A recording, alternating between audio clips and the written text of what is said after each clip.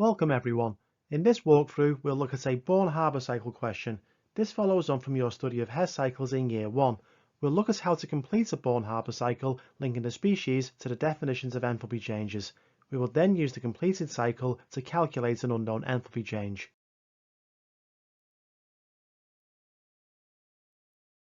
Black text is the question, red text will be additional information, blue text the model answer, and you can pause the video and have a go at the question yourself at any time. Let's get started. Pause the video, read the question and press play when you're ready.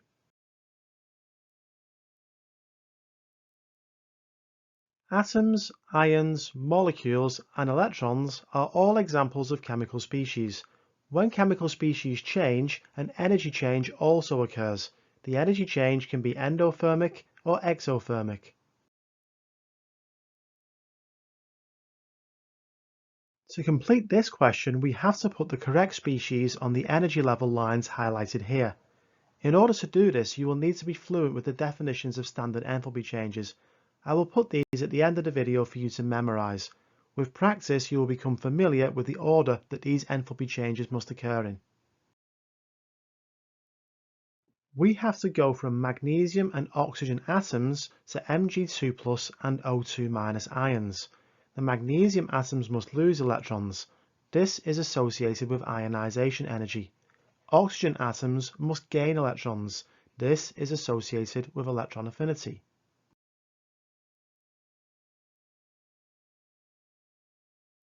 Let's look at the first energy change. The energy change is endothermic. The arrow points up. This must be linked to the first ionization energy of magnesium. 1 mole of gaseous magnesium atoms lose 1 mole of electrons and are converted to 1 mole of gaseous Mg+ ions. The gaseous oxygen atoms remain the same.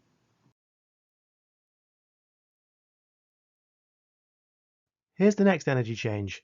This is also endothermic. Ionization energies are always endothermic.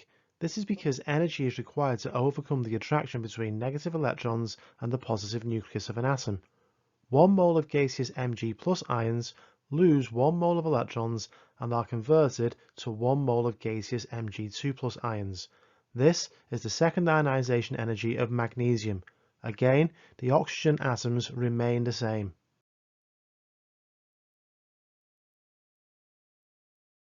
The next energy change is exothermic. This must be the first electron affinity of oxygen.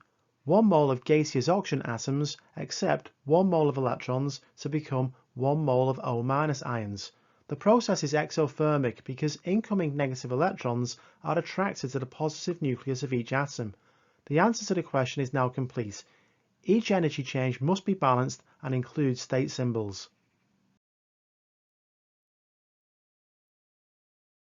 The data shown here is required to answer the next part of the question.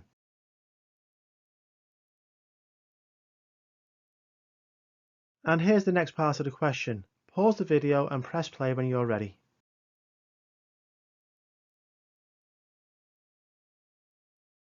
To answer the question, we have to link each energy change to the data given. Fluency with the definitions of standard enthalpy changes is key to this. We will look at them one by one.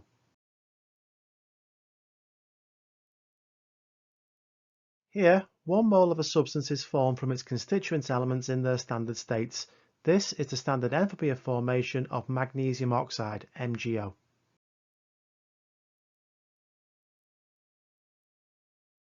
Next, half a mole of gaseous oxygen molecules are converted to 1 mole of gaseous oxygen atoms. This is half of the bond dissociation of oxygen. This could also be described as the standard enthalpy of atomization of oxygen.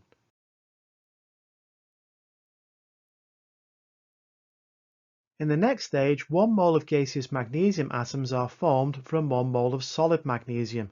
This is the enthalpy of atomization of magnesium.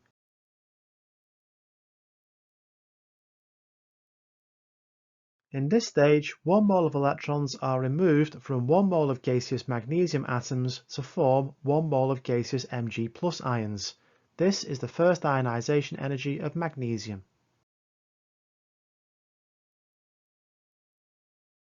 Next, 1 mole of gaseous Mg2 plus ions are formed by removing 1 mole of electrons from 1 mole of gaseous Mg plus ions.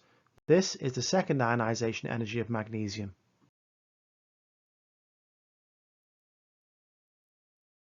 This stage represents the first electron affinity of oxygen. 1 mole of gaseous O- ions are formed from 1 mole of gaseous oxygen atoms by adding 1 mole of electrons.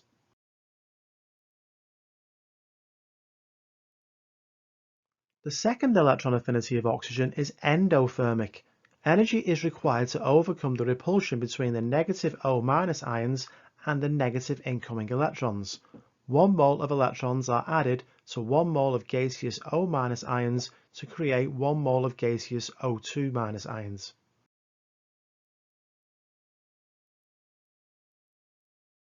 The final stage is the standard enthalpy of lattice formation of magnesium oxide. 1 mole of solid MgO is formed from its constituent gaseous ions. To work out the value of the enthalpy of lattice formation of MgO, we have to apply Hess's law. Enthalpy change is independent of the route taken.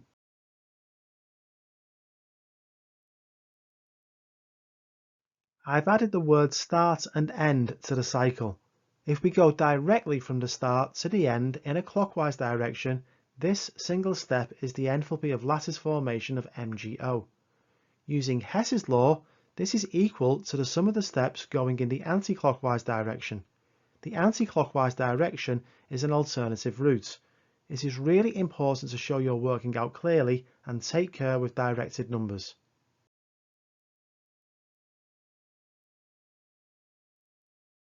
Here is my working out leading to the final answer of minus 3,888 kilojoules per mole.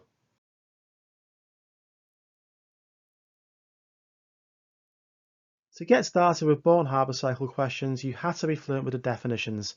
Here are the first 4 definitions that you will need to memorize.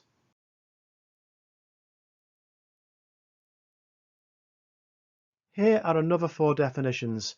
You have to be able to identify the standard enthalpy changes when they appear in a Born-Haber cycle.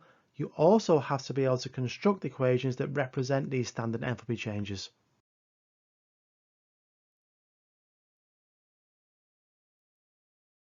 Thanks for watching. Please like, subscribe and hit the bell for notifications. Post in the comments if you have any questions or suggestions. Take care.